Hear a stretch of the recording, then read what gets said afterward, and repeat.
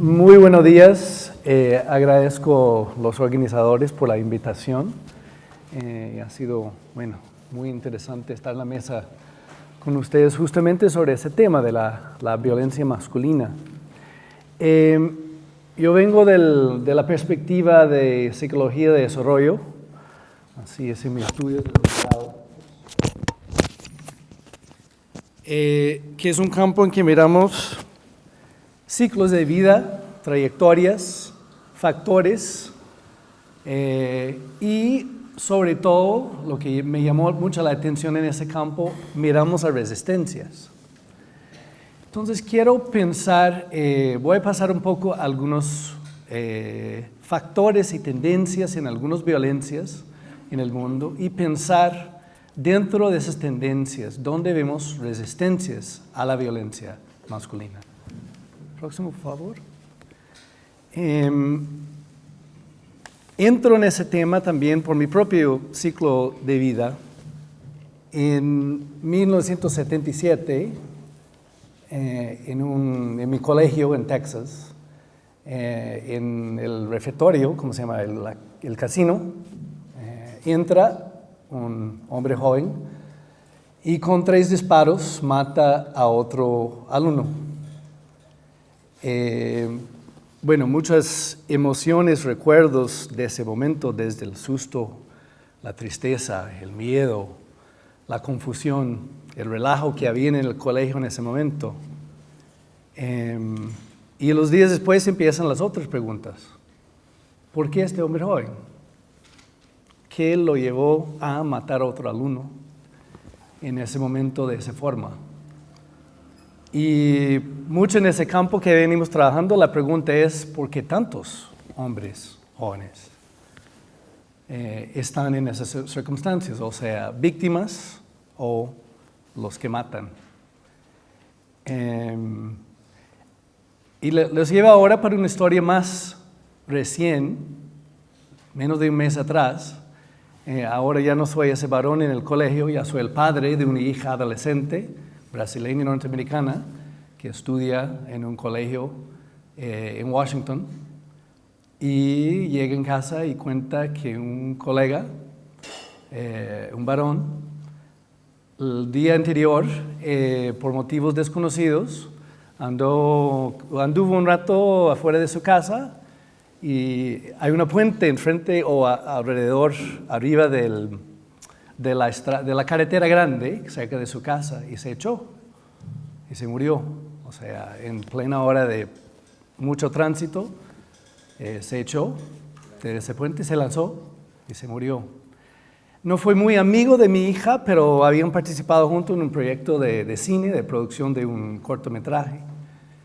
Y no dejó nota, nadie sabía. Y de nuevo, ella está muy frente a esa pregunta del por qué. ¿Por qué este hombre joven? ¿Qué hubo? Ella participó con otros colegas en un homenaje a él y recibieron visitas en la familia de él. Y ahí estamos de frente de nuevo de esas preguntas de ¿por qué este hombre joven? ¿Y por qué tantos hombres jóvenes? Próximo, Paula. Entramos un poco primero por el tema de homicidio. Mundialmente hay 450,000 homicidios al año. 83%, disculpe, ¿es el anterior? Sí. 83% de las víctimas son hombres. 90% de los que usan o que matan son hombres. En el mundo como todo, las cifras de homicidio per cápita están bajando. O sea, algo estamos entendiendo, aprendiendo de cómo controlamos más, cuáles políticas funcionan, de qué sistemas empiezan a funcionar en algunas partes del mundo, pero no para todos. Lo que se ve es menos generalizado y cada vez más concentrado en determinados grupos. Generalmente minorías, generalmente grupos étnicos aislados o excluidos, marginalizados históricamente. Y se ve tendencias en diferentes formas de homicidio. En los Estados Unidos, Los años 70, 60 hubo tal vez en cada década un homicidio masivo, o sea, lo que se llama mass killing, donde se mata más de 4 personas de una vez. Había una vez por década. Desde 2006 han habido 221 incidentes de mass killings. Muchas, y ahora tenemos un nombre en inglés de lo que yo vi en mi colegio, que lo llaman school killings. O sea, creamos una nomenclatura para ese fenómeno de una violencia. De esos 221 incidentes, los protagonistas, o sea, los que mataban, 219 eran hombres. Y sobre todo hombres con menos de 30 y pocos años. O sea, más o menos es una vez cada 2 semanas en los Estados Unidos que se ocurre uno de esos incidentes. Próximo.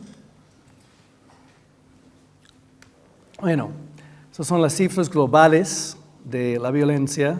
Se puede ver en la región de las Américas, tenemos 3 veces más altos los índices de homicidio en el mundo. No les presento aquí el gráfico, pero si miramos quiénes son los que mueren, gran mayoría hombres jóvenes entre 15 y 30 años. Y como dije anteriormente, en muchos países, inclusive en Brasil, que han tenido cifras muy altas históricamente, América Central, México, los números están más estables, no están subiendo tanto que estaban subiendo los años 80 y 90. Sin embargo, creo que es interesante entender la magnitud de años de cifras altas del homicidio. Próximo, por favor. Esos son datos, creo que Eduardo Chacora, que está aquí en el Ministerio de Salud en Brasil, ha pasado también. Son datos censitarios de Brasil, mostrando el efecto de los años acumulados de homicidio alto con el impacto en los hombres. Y lo que ese número muestra, si nos miramos ahí 2015, son millones de hombres que faltan, o sea, por el cargo de homicidio alto, seguido por accidentes de tránsito y otras causas externas, inclusive el suicidio. Hay más 4 millones de mujeres en Brasil que hay hombres. O sea, eso es un blip demográfico que se ve en países en situación de guerra. Y varios países en América Latina, Honduras, México, sufren de eso también.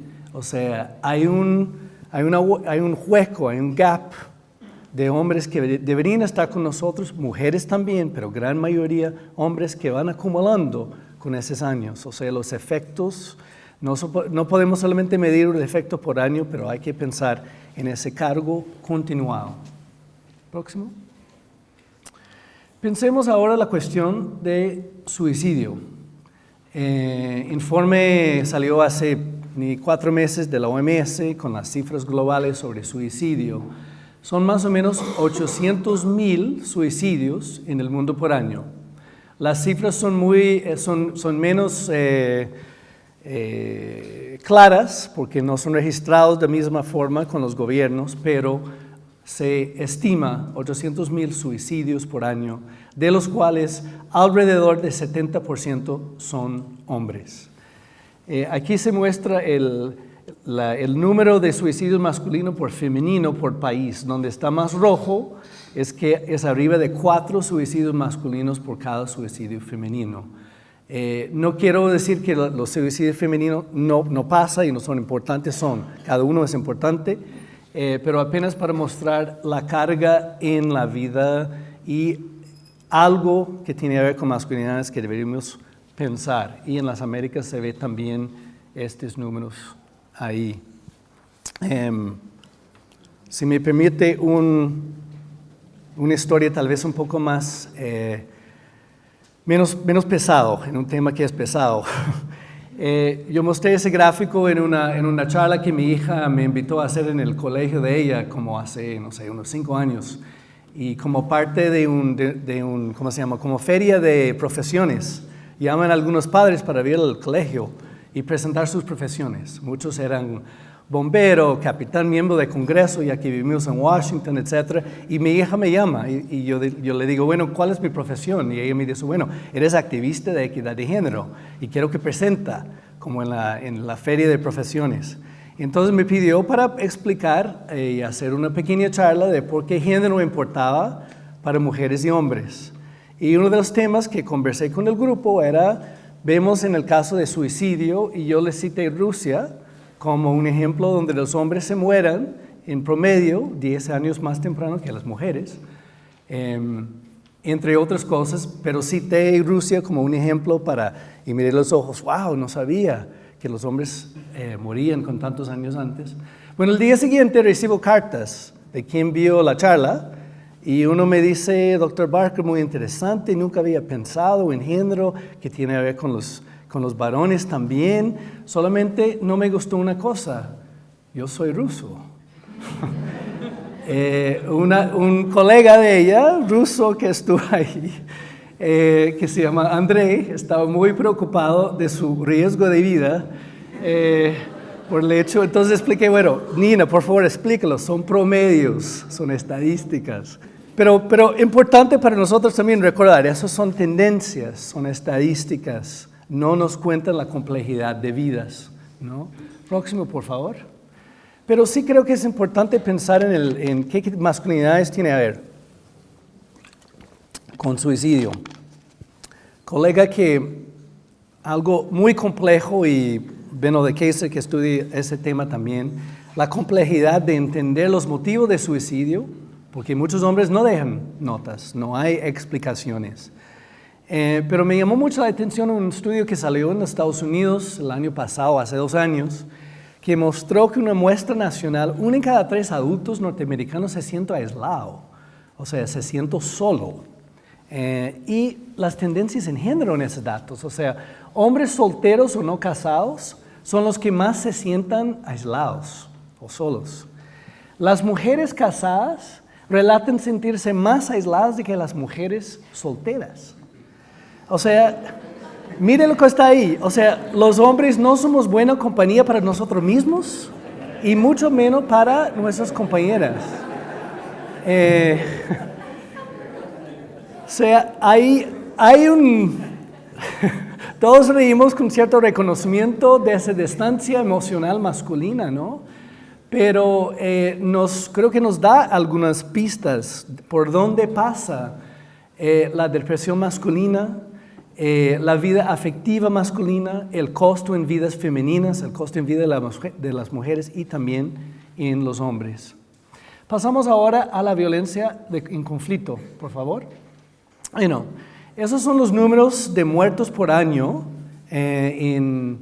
desde la Segunda Guerra Mundial. Se puede llegar a la conclusión de que desde los años 40, de hecho, el número de personas, aunque en los medios masivos ocupa bastante espacio, se mueren mucho menos personas en guerra y conflicto en los últimos años. Está más o menos, el último año que tenemos los datos son más o menos 50,000 muertos por año en guerra. Igual a homicidio y suicidio, 83% de las víctimas directos de guerra, de muertes en guerra, son hombres. O sea, sigue ese fenómeno principalmente con carga masculina. Pero algo está funcionando, el número de hecho está bajando. Y el número es mucho, mucho más bajo de los que se mueren por homicidio y los que mueren por suicidio. Próximo, por favor. Y algo interesante que quería llamar la atención por un lado, si miramos esos números asustadores, enormes, y esa carga en vidas, imposible de contabilizar, creo que en el caso particularmente de asesino, o sea, de homicidio, el acto de matar a otro, si tú miras muchas veces a los medios masivos, muchas veces cómo se presenta diferentes grupos de hombres. Es fácil creer que es muy fácil convertir un hombre en un asesino. Pero el hecho es que investigaciones desde James Gilligan, Cynthia Inlow, Promundo también hace investigaciones en zonas de conflicto con excombatientes que han matado, que es extremadamente difícil convertir un hombre en un asesino. Lo que muestra James Gilligan entrevistando hombres que han asesinado y están en el cárcel es que relatan años de tortura en su familia, humillación, coerción total, constante, crónico. O sea, son años de convertir niños en asesinos. Lazos afectivos rotos, pero desde muy temprano y muy constante. O sea, lo que algunos llaman de infancias tóxicas. No son factores sencillos, ¿no? Igual a los relatos de combatientes. Lo que se necesita para convertir un hombre joven en ese tipo de combatiente no es fácil. Generalmente implica también tortura. Muchas veces lo obligan a matar a alguien de su familia, lo llevan muy lejos, lo ponen en un tipo de isolamiento, o sea, y un refuerzo constante. Usan bastante drogas, en el caso particularmente de algunos de los grupos armados en África. Bueno, y por ahí va, o sea, pero mi punto aquí es, requiere mucha energía, no es algo fácil en nuestra carga humana convertirnos en alguien que mata a otro. Próximo, por favor. O sea, a pesar, quería llamar la atención ahora a qué tanto pasamos las infancias a los niños y las niñas, pero quería llamar la atención a los niños. ¿Qué tanto usamos violencia contra los niños en sus infancias? Esos son datos de nuestra investigación Images, son muestras domiciliares hechos aquí en Chile, aquí en Brasil, México, ya están otros 9 países. Apenas algunas cifras, ese morado o violeta muestra el número de niños que relatan, o hombres adultos que relataron que en su infancia, en la escuela o comunidad, no contando casa, pasaron algún tipo de violencia física severa. Se llega a 80% en muchos de los países. Preguntamos también cuántos fueron testigos de violencia contra su mamá por parte de su padre u otro hombre. Eso llegó a más o menos, variaba entre 25 y 40%. Próximo, por favor. Analizando esos datos juntos, eso representa 9 de los países, datos cuantitativos. Disculpe presentar los datos multivariados tan temprano en la mañana. Yo sé que es un poco pesado, pero lo que muestra aquí es quién fue testigo de violencia contra su mamá en la infancia. Tiene una probabilidad 2.5 veces más de usar violencia física contra su propia pareja. Quien participó en peleas en la escuela también tiene casi esa misma probabilidad. Pero atrás de eso muestra que más de la mitad de los hombres que fueron testigos de esa violencia severa en sus casas no lo repiten. De nuevo, no es tan fácil. O sea, no es que miramos una vez, o sea, y ya lo repetimos. Generalmente son años, se repite, es una carga, digamos, pesado que requiere, de nuevo, convertir hombres a ser violentos. Próximo, por favor. Entonces ahí quería traer un poco esa última reflexión de posicionarnos de forma diferente en esas cuestiones de por qué tanta violencia masculina. Porque si miramos esas resistencias, ¿no?